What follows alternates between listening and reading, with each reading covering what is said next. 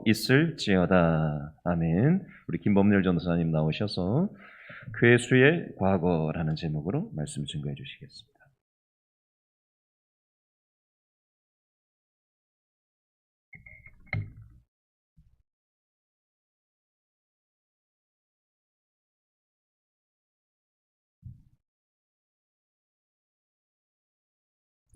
오늘 본문 12절 말씀을 원문 순서 그대로 번역하면 이렇게 시작을 합니다. 감사함을 내가 가지고 있습니다.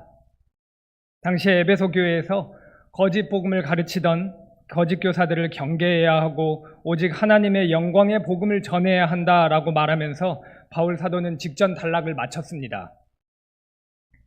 그리고 새로운 단락을 쓰고 있는데 이 단락을 감사하는 말로 시작하고 있습니다. 바울 사도는 정말 감사의 아이콘이다라고 불러도 손색이 없습니다.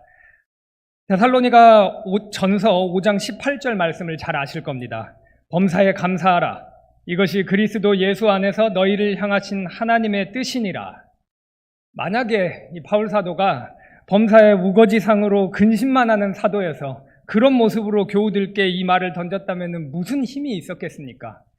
하지만 물론 바울 사도라고 해도 인간이기 때문에 때때로 근심이 몰려오는 건 막을 수 없었을 겁니다. 하지만 그럼에도 불구하고 바울 사도의 근심과 낙심과 불평과 불만은 결국에는 모두 다 감사로 끝났습니다. 그런데 오늘 본문 말씀에서 바울 사도가 감사함을 느끼는 이유가 있습니다. 12절 말씀을 보면 주 예수 그리스도께서 자신을 충성스러운 자로 여겨주셨고 직분을 맡겨주셔서 감사하다라고 고백을 하고 있습니다. 혹시 충성이라는 이 단어를 좋아하십니까? 저는 충성이라는 단어를 별로 안 좋아했습니다. 왜냐하면 군대에 있을 때 경례 구호가 충성이었습니다. 생각을 해보니까 아니 국가가 내 20대 청춘의 귀중한 2년을 빼앗아 간다라는 생각이 드는데 그 국가한테 경례를 할 때 충성해야 되는데 뭔가 그냥 기분이 좋지가 않았습니다. 그리고 군인다움도 없고 월급만 축내는 것 같은 장교 혹은 부사관한테 충성이라는 구호로 경례를 하는 것도 싫었습니다. 별로 충성하고 싶지 않았기 때문입니다. 특히 아무 이유도 없이 자기 멋대로 폭언과 구타와 얼차려를 주는 선임한테도 충성이라는 구호로 경례를 외쳐야 했는데 그때는 속이 뒤집어질 것 같기도 했습니다. 원치 않는 여러 가지 직분 타이틀도 저한테 붙었습니다. 육군 병장, 수송부 운전병, 방공무기 운용병, 분대장, 당직 부사관. 이러한 잡다한 타이틀들은 저한테 수많은 하기 싫은 일거리를 가져다 줬습니다. 충성과 직분이라는 단어, 이건 정말 저에게도 좋지 않았던 단어였을 뿐만 아니라 매우 불편하게 사람을 억누르는 힘이 있는 것만 같은 단어입니다. 그러나 바울 사도는 충성과 직분이라는 단어를 사용하면서 도리어 감사를 느끼고 있습니다. 충성스러운 종이 돼서 교회를 섬기는 직분을 맡게 되었다는 그 사실에 감사함을 느끼고 있는 겁니다. 그 이유는 뭔가? 먼저 바울 사도가 주 예수 그리스도께 충성스러운 자로 인정을 받았기 때문입니다. 충성스러운 자가 어떤 사람입니까? 맡겨주신 일이 크든지 작든지 그 일이 어떤 크기가 중요한 것이 아니라 성실하게 행하는 자가 충성스러운 자입니다. 그런데 단순하게 성실하게 행하는 게 충성을 말하지는 않습니다. 저는 군대에서 맡겨주신 그 모든 일들을 굉장히 성실하게 한 편이었습니다. 하지만 제가 국가의 상사에게 충성하지는 않았습니다. 왜냐하면 저에게 일을 맡겨주신 그 국가와 상사에게 갖은 불평과 불만을 가지면서 했기 때문입니다. 마음으로는 욕을 하면서 몸으로 할 수 없이 그 맡겨진 일들을 했던 겁니다. 이건 진정한 의미에서의 충성은 아닙니다. 충성은 충성해야 할 대상을 향한 진정 어린 마음을 가지고 있을 때 충성이 됩니다. 예수 그리스도께서는 바울을 충성스러운 자로 인정해 주셨다라는 말은 바울 사도가 자신에게 일을 맡겨주시는 주 예수 그리스도께 불평, 불만을 가졌던 게 아니라 주님께 충성하는 진심 어린 마음을 가지고 의무를 수행했다는 것을 말합니다. 그리고 그러한 바울 사도를 예수님께서 친히 인정해 주셨습니다. 충성스러운 단어. 여기서 충성스러운 단어는 진실하다, 신실하다라는 단어도 함께 그런 의미까지 포함하고 있습니다. 그러니까 예수님께서 바울 사도를 진짜 충성스럽고 진실하고 신실한 자다라고 인정을 해주신 것입니다. 국가는 국익이라는 미명 아래 보상 없는 희생을 강요할 때도 있습니다. 그리고 상사도 자신의 승진을 위한 소모품으로 부하 직원의 충성을 유도할 수도 있습니다. 하지만 우리 주님 되시는 예수 그리스도께서는 죄인의 구원을 위해서 스스로 소모품이 되신 분이십니다. 희생제물이 되신 분이십니다. 근데 그런 주님께서 충성스럽다, 진실하다, 신실하다라고 인정을 해주신다면 내가 밥을 안 먹어도 배부를 정도로 감사하지 않겠습니까? 바울 사도는 지금 주님을 향한 일편단심의 충성을 주님께 인정받아서 감사하는 마음을 가지고 있는 것입니다. 또한 바울 사도는 주님께서 자신에게 직분을 맡겨주신 것에 감사했습니다. 12절의 직분이라는 단어는 사도, 목사, 장로, 집사와 같은 이런 직분도 얘기하지만 주님과 교회를 섬기는 모든 섬김이라는 행위 자체를 의미하기도 합니다. 그러니까 바울 사도는 주님을 섬기고 주님의 몸된 교회를 섬길 수 있다는 게 짐이 아니라 영광으로 다가왔다는 것입니다. 우리가 교역자로서 또 교인으로서 교우로서 주님의 몸된 교회를 섬기는 것이 어떻게 다가오는가 우리는 함께 자신에게 물어볼 필요가 있습니다. 수요예배 설교 내 차례 또 돌아왔네. 혹은 수요예배 뭐 이렇게 빨리 돌아와서 내 저녁에 달콤한 휴식을 뺏는 거야. 수요예배 대표기도 또 나야. 수요예배부터가 짐짝으로 다가올 때가 있지는 않은가 제 스스로에게 먼저 질문을 던져봅니다. 바울 사도에게 섬김은 짐짝이 아니었습니다. 오히려 하나님의 이름을 높이고 하나님 나라를 섬길 수 있는 특권이자 기회였습니다. 그래서 직분 섬김을 맡겨주신 것을 진정으로 감사했던 것입니다. 근데 이게 어떻게 가능했을까요? 섬김이 짐짝이 아니라 섬김이 영광이 되어서 감사가 마르지 않는 일이 도대체 바울 사도에게 어떻게 일어났냐는 것입니다. 바울 사도는 과거를 생각했습니다. 그 과거는 정말 독특한 과거입니다. 누군가의 시선에서는 그 과거는 진짜 부럽다라는 감탄이 연신 나올 정도로 그런 훌륭한 과거입니다. 하지만 누군가의 시선에서는 부끄러운 괴수의 과거입니다. 바울 사도의 과거를 한번 생각해 보겠습니다. 잘 아시는 것처럼 바울 사도는 매우 좋은 환경의 가정에서 태어났습니다. 바울이 태어나서 활동할 당시에 로마 시민권이라는 건 아무나 가질 수 있는 게 절대 아니었습니다. 특권 중에 특권이었습니다. 이 사도행전 26장 말씀을 보면은 로마 군대의 천부장, 오늘날 같으면은 육군 중령에서 육군 대령 정도 되는 그런 계급의 사람입니다. 근데 그 정도 높은 사람, 간부도 돈을 많이 들여야만 살 수 있었던 게 로마 시민권이었습니다. 근데 바울은 그걸 태어나자마자 가질 수 있는 엄청나게 유복한 환경에서 자랐습니다. 또한 유대인으로서 훌륭한 율법 교사에게 교육을 받았습니다. 최고의 교육을 받아서 종교 지도자의 위치에 오를 수 있었습니다. 그때 당시 사회는 재정일치 사회였습니다. 그러니까 종교 지도자가 된다는 것은 최고의 권력을 가진 그런 권력자라는 것도 의미를 하는 것입니다. 바울은 유대 사회 어느 곳을 가더라도 엄청나게 융숭한 대접을 받는 그런 권력자였을 겁니다. 이러한 자격으로 바울은 거짓 선지자를 믿는 무리들을 체포하고 고문하고 감금할 수 있는 권세를 휘두르면서 다녔습니다. 오늘 같으면 이런 거겠습니다. 강남 8학군에 태어나가지고 서울대 졸업하고 해외에서 하버드대에서 연수하고 졸업하고 석사 박사 밟고 30대 40대부터 국회의원 배치 차고 다니면서 무서울 것 없는 행보를 보이는 그런 어떤 정치인이 있다면은 아마 당시의 사도가 아니죠. 당시의 바울의 모습을 상상하기가 더 쉬울 것입니다. 하고 싶은 건 거의 모든 것을 할 수 있고 통제할 수 있는 그런 바울의 과거입니다. 바울 사도는 무사람들이 부러워하는 그런 삶을 살았습니다. 그런데 바울 사도는 오늘 본문 말씀에서 자신의 그러했던 과거를 아름답게 표현하지 않습니다. 13절 말씀을 보면 예전의 자신이 비방하는 자요, 박해하는 자요, 폭력적인 사람이라고 고백하고 있습니다. 먼저 비방. 하나님에 대해서 불경스러운 말을 하는 것을 비방이라고 합니다. 독특합니다. 과거의 바울은 누구보다 더 성경을 많이 외우고 성경 말씀을 많이 아는 사람이고 율법에 관하여서 가장 많이 배웠던 사람입니다. 그 당시에요. 그러나 그러한 성경 지식은 결코 하나님을 바르게 아는 참 지식은 아니었습니다. 그래서 그 많은 성경 지식을 가지고도 제대로 하나님을 아는 진짜 신자인 스데반을 오히려 박해했습니다. 스데반한테 너는 하나님을 모독하고 비방하는 자라고 정죄를 했습니다. 그리고 스데반 돌로 쳐 죽이는 일에 가담까지 했습니다. 하나님을 비방하는 것이 바울 자신은 새까맣게 몰랐습니다. 그리고 스데반에게 하나님을 비방한다는 죄목 씌워서 죽였던 게 바울 사도입니다. 누가 죄인일까요? 누가 하나님을 비방하는 진짜 죄인일까요? 믿음의 눈으로 보니까 나중에 이제 바울 사도에게 믿음의 눈이 떠졌습니다. 그 믿음의 눈으로 자기 자신을 보니까 하나님을 비방해서 돌에 맞아 죽어 마땅한 사람은 스데반이 아니라 자신이라는 게 보였습니다. 그러니 무슨 염치가 있었겠습니까?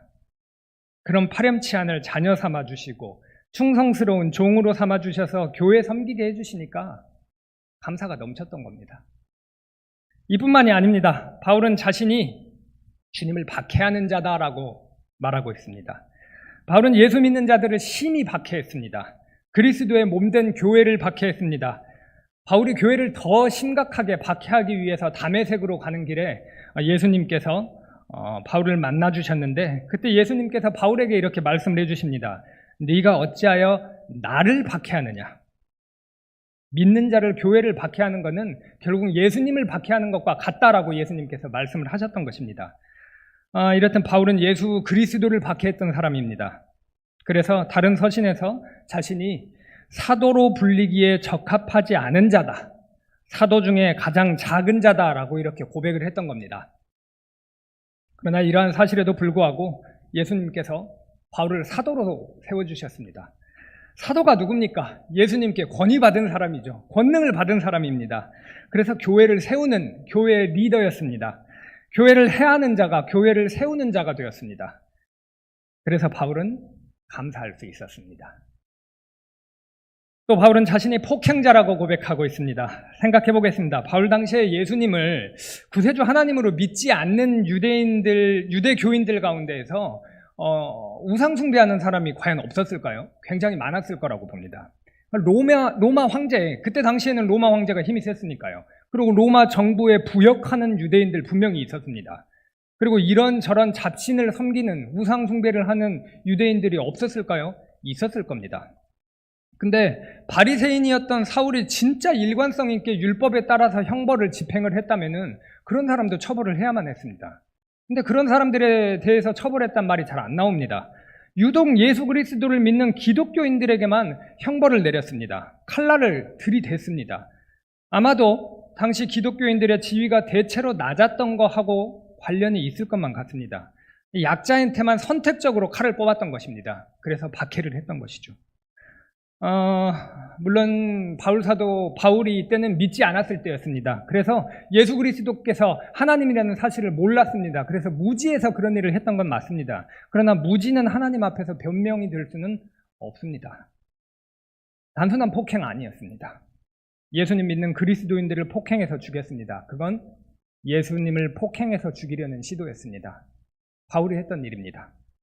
그랬던 폭행자, 그 폭행자가 지금은 예수 그리스도를 전하다가 돌에 맞고 감옥에 갇혀도 절대로 폭행으로 맞대응을 하지 않는 그런 사람이 됐습니다.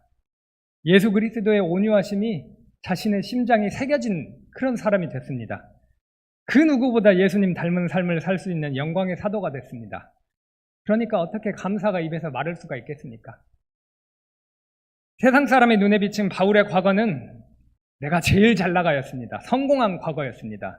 하지만 하나님의 눈으로, 믿음의 눈으로 본 바울의 진정한 과거는 처참히 실패한 과거였습니다. 15절 말씀의 표현대로라면, 그리고 오늘 설교 제목대로라면 괴수의 과거였습니다. 사도가 될 자격이라고는 눈꼽만큼도 없는 죄인 중에 괴수의 과거였습니다. 하지만 바울은 그 믿음의 눈으로 지금 현재를 바라보기 시작합니다. 14절 말씀처럼 우리 주의 은혜가 그리스도 예수 안에 있는 믿음과 사랑과 함께 넘치도록 풍성한 장면을 믿음의 눈으로 바라보기 시작합니다.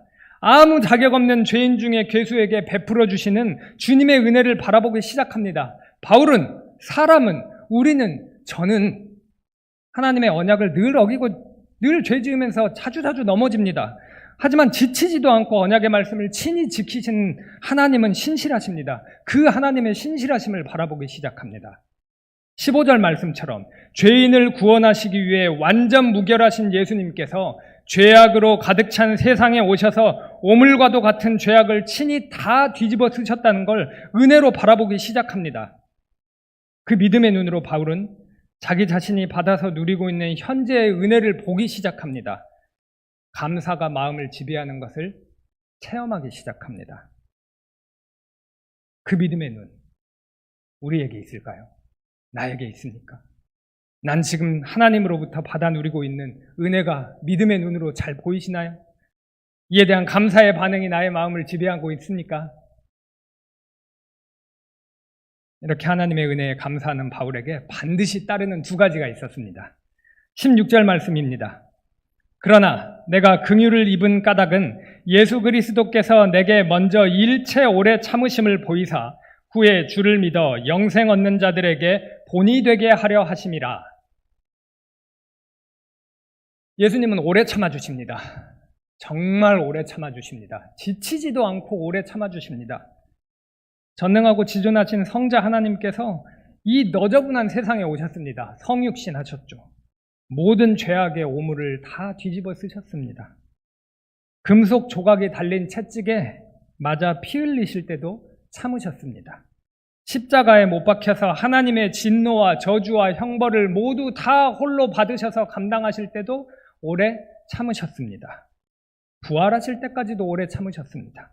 하늘에 오르사 하나님 우편에 앉아 계시면서도 오래 참아주고 계십니다.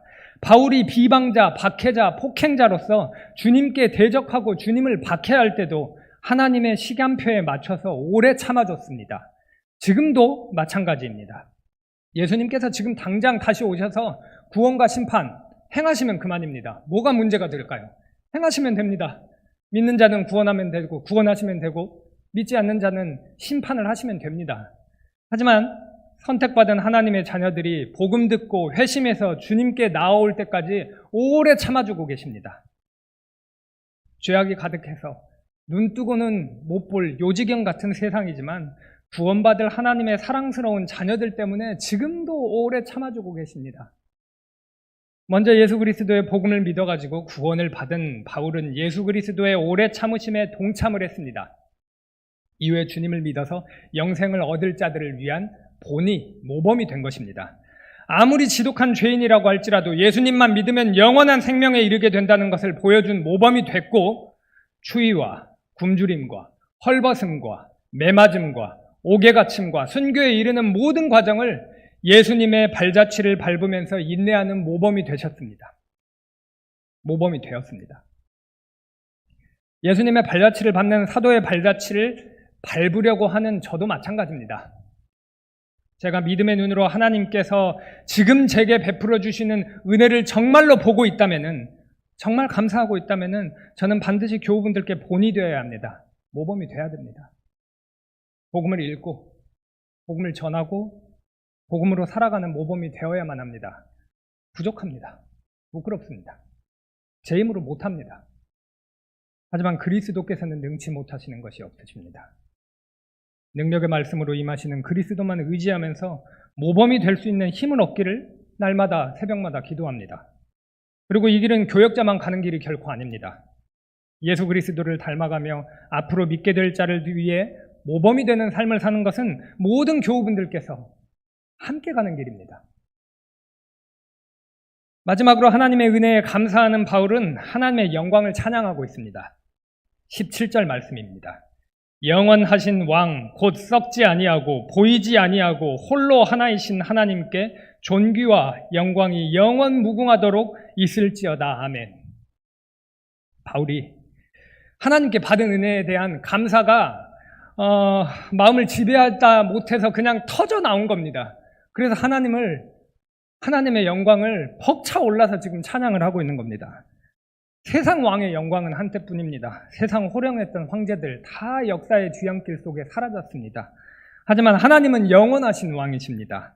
태초부터 왕이셨고 말씀만으로 세상을 만드셨을 때 그 이후로도 왕이셨고 장차 모든 것이 죄악에서 회복돼서 새하늘과 새 땅을 지으실 때도 하나님께서는 왕이십니다. 영원히 천지 만물을 주관하시는 왕이십니다. 될 수 없이 많은 성도들, 천사들, 모든 피조물이 삼위 하나님께 영광과 존귀와 권능과 권세를 돌릴 것입니다. 그 형언할 수 없는 놀라운 천국에서 영원토록 하나님의 자녀로 살 수 있는 것, 이게 너무나도 벅찬 은혜여서 하나님의 영광을 향한 찬양을 멈출 수 없었던 게 바울 사도입니다. 그리고 그게 그리스도인입니다. 바울 사도는 감사가 넘쳤습니다. 종이 되어서 섬겨야 한다는 사실이 짐짝이 아니라 감사로 다가왔습니다. 믿음의 눈으로 바라본 하나님의 은혜가 너무나도 크고 과분하게 다가왔습니다. 그래서 오래 참아주시는 그리스도의 인내를 따라서 장차 믿게 될 자들의 본이 될 것을 고백을 했고, 또 바다를 먹물 삼고 하늘을 종이 삼아도 닿았을 수 없는 하나님의 크신 영광을 목청껏 찬양했습니다. 이러한 감사와 바라봄과 고백과 찬양이 바울에게는 책에서나 읽을 수 있는 딴 사람 얘기가 아니었습니다. 생생하게 체험하는 자신의 삶, 자신의 이야기였습니다. 그러니 우리도 물어야 합니다. 정직하게 나 자신에게 물어야 합니다. 바울의 체험이 나 자신에게는 어떤 의미를 가지고 있습니까? 하나님의 은혜를 보면서 감사하는 마음, 믿는 자의 본이 되어야 되겠다는 고백, 하나님의 영광을 향한 참을 수 없는, 막을 수 없는 뜨거운 찬양, 이게 내 삶이자 내 이야기라고 말할 수 있으십니까? 어떤 것에 인생을 걸고 살아가십니까? 내 인생 전부를 걸어도 된다라고 생각하면서 사시는 것, 그것이 무엇입니까? 그냥 할 수 없이 태어나가지고 내가 할 수 없이 살다 간다라고 생각하시는 분들께 이 질문을 던지면 아무 대답을 못 하실 겁니다. 하지만 세상에도 진짜 열심히 사시는 분들 많이 있습니다. 뭔가 열심히 세상을 살아가고 내가 정말 인생을 뭔가를 걸어도 되겠다 하고 생각하고 뚜벅뚜벅 멋지게 걸어가시는 분들한테 이야기를 하면은 나는 이거에 인생을 걸고 있습니다 하고 대답을 합니다. 어떤 분들은 부동산이라고 얘기하십니다. 주식이나 코인은 널뛰기를 하잖아요. 어떻게 될지 모릅니다. 리스크가 큽니다. 근데 목 좋은 곳에 부동산을 마련하면은 그거는 웬만한 리스크에도 끄떡하지 않고 오래오래 가치가 커져간다고 이야기를 합니다. 장기적인 관점에서 봤을 때 이렇게 목 좋은 곳에 부동산 하나 사는 것, 이것보다 더 좋은 것이 없다고 얘기를 합니다. 그래서 인생을 어디에 거냐면 그 목 좋은 곳에 부동산 한 채, 두 채 사는 것에 겁니다. 또 권력이라고 대답하시는 분들도 있습니다. 비슷비슷하게 어깨 비비면서 사는 거, 그런 걸로는 만족이 안 된다는 겁니다. 그래서 위에서 쭉 내려다보면서 대접받는 삶 살다 가야 되지 않겠냐고 말을 합니다. 그리고 권력을 쌓기 위해 인생을 올인합니다. 또 어떤 분은 명예라고 얘기합니다. 호랑이는 죽어서 가죽을 남기고 사람은 죽어서 이름을 남긴다고 말합니다. 이름, 업적만큼 오래 가는 거 없다고 이야기를 합니다. 그리고 명예 쌓기 위해서 인생을 올인합니다. 이외에도 많죠. 스펙도 있고 건강도 있고 외모도 있고 대인관계도 있고 많은 것들이 있습니다. 다양합니다. 저는 이런 모든 것들이 나쁘다라고 이야기하려는 건 아닙니다. 살면서 적당히 필요한 것들입니다. 욕심내지 않는다면, 경건을 해치지 않는다면, 거룩을 해하지 않는다면, 하나님의 이름에 먹칠하지 않는다면 이런 걸 지혜롭게 추구할 수도 있다고 생각을 합니다. 하지만 이런 것들이 자신의 인생 전부를 걸어도 되는 것이냐는 질문에는 단언코 아닙니다 라고 대답하고 싶습니다. 왜냐하면 이런 것들은 영원하지 않습니다. 우린 세상에서 지혜를 말할 때 근시안적인 사고를 버리라고 합니다. 장기적인 안목으로 멀게 저 먼 곳을 바라보라고 이야기를 합니다. 눈앞에 작은 것을 버리고 저쪽에 있는, 저 멀리 있는 큰 것을 취할 줄 아는 지혜가 있어야 된다고 얘기를 합니다. 자녀를 키울 때도 이럽니다. 너희 지금 게임하는 시간 아껴. 그리고 그 시간에 공부를 하잖아? 더 좋은 대학 가면은 더 좋은 거 평생 누리면서 살다 갈 수 있어. 맞는 말일까요? 맞는 말입니다. 지혜로운 겁니다. 근데 기왕 지혜로울 거면 결국 사라지는 것이 아니라 영원히 지속되는 것에 인생 전부를 걸어야 하지 않겠습니까? 그리스도 예수께서 죄인들을 구원하기 위해 세상에 오셨다는 복음보다 더 영원한 거, 더 큰 거는 없습니다. 어떤 죄를 지었더라도 사하여 주실 수 있는 유일한 분이 예수 그리스도라는 것, 그리고 생명을 살리는 진리가 담긴 책이 오직 성경밖에 없다는 것. 이 예수 그리스도의 복음보다 더 크고 더 영원한 것은 없습니다. 하나님의 은혜를 바라보며 감사하는 마음, 믿는 자의 본이 되겠다는 고백, 그리고 하나님의 영광을 향한 막을 수 없는 찬양이 나의 삶, 나의 이야기가 맞습니까? 라고 마지막으로 한 번 더 묻고 싶습니다. 만약 그럴 수 없다라면은 가장 큰 이유는 아마도 이걸 겁니다. 나의 과거가 괴수의 과거가 아니기 때문입니다. 내가 죄인 중에 괴수가 아니기 때문입니다. 바울 사도는 하나님을 비방하고 예수 그리스도를 박해하고 그리스도인을 폭행했던 자신의 과거를 겸손하게 인정을 하고 있습니다. 예수 그리스도께서 친히 세워주시고 친히 권능 주셔서 교회를 세우는 영광의 사도가 된 게 바로 바울 사도입니다. 하지만 예수 그리스도 은혜 밖에 선 자신의 모습은 하나님을 배반한 죄인 중에 괴수라는 것을 분명히 알고 있었습니다. 바울 사도가 사실 한번 생각을 해보겠습니다. 성령의 능력으로 복음을 전파를 했습니다. 그리고 예수님께서 주신 권능으로 기적을 일으키면서 다녔습니다. 많은 목회의 열매가 맺혔습니다. 정말 많은 목회의 열매가 맺혔습니다. 바울 사도의 발길이 머문 곳에는, 또 바울 사도의 입술이 열려가지고 복음이 전해졌던 곳에는 예수 그리스도의 몸된 교회가 세워졌습니다. 바울 사도도 인간인데 말씀의 능력과 성령의 능력이 꼭 마치 자기 입과 자기 손에서 나온 것 같아서 들뜨고 교만해지는 마음이 전혀 없었을까요? 아니라고 봅니다. 그런 마음과 싸웠을 거라고 봅니다. 그러나 싸워서 이겼습니다. 왜냐하면 바울 사도는 예수 그리스도의 은혜 밖에서 한 발자국만이라도 나간 자기 자신이 어떤 존재인지를, 자신의 정체성을 확실하게 알았기 때문입니다. 자신이 죄인 중에 괴수라는 정체성을 알았습니다. 예수님께서 아무런 소망 없는 죄인 중에 괴수들을 구원하기 위해 죽으시고 부활하셨다는 사실을 알았습니다. 예수님께서 착하고 구원받기에 합당한 사람들에게 너희 좀 힘내, 응원하려고 죽으신 거 아니라는 사실을 잘 알았습니다. 예수 그리스도의 십자가 복음을 모르는 나 자신을 한번 생각해 보시길 바랍니다. 괜찮은 사람입니까? 예수님 없어도 구원 받으실 수 있으실 것 같으십니까? 사랑스러운 존재입니까? 아니면 죄인입니까? 괴수입니까? 괜찮은 사람은 예수 안 찾습니다. 자기가 괜찮으니까요. 하지만 괴수는 반드시 예수 그리스도를 찾고 맙니다. 인생을 내 죄를 정케하신 예수 그리스도에 걸고 맙니다. 내면의 감사가 채워지고 성도의 본이 되고 싶은 그런 싸움이 있고 씨름이 있고 하나님의 영광을 찬양할 수밖에 없습니다. 미국 나겐 목사님의 글입니다. 은혜는 비참한 사람들을 구원하기 때문에 놀라운 것이지 착한 사람들에게 마지막 광택을 더하기 때문에 놀라운 것이 아니다. 길을 잃지 않으면 구원받을 수 없다. 종이 되지 않으면 자유로워질 수 없다.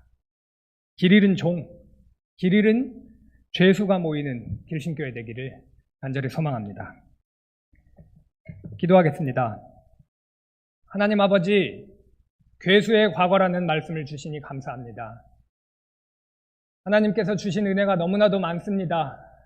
충성스러운 자라고 인정을 해주시는 것, 그리고 교회를 섬길 수 있는 것, 이 모든 것이 믿지 않는 자들은 할 수 없는 엄청난 특권입니다. 저희가 그러한 특권이 마치 특권 아니고 우리를 옥죄는 짐짝같이 느껴지지 않게 해주시고 오직 주 예수 그리스도께서 베풀어 주신 놀라운 은혜를 생각하면서 나 자신이 그 예수 그리스도의 복음이 없다면 얼마나 무능하고 비참한 죄인인지를 깨달으며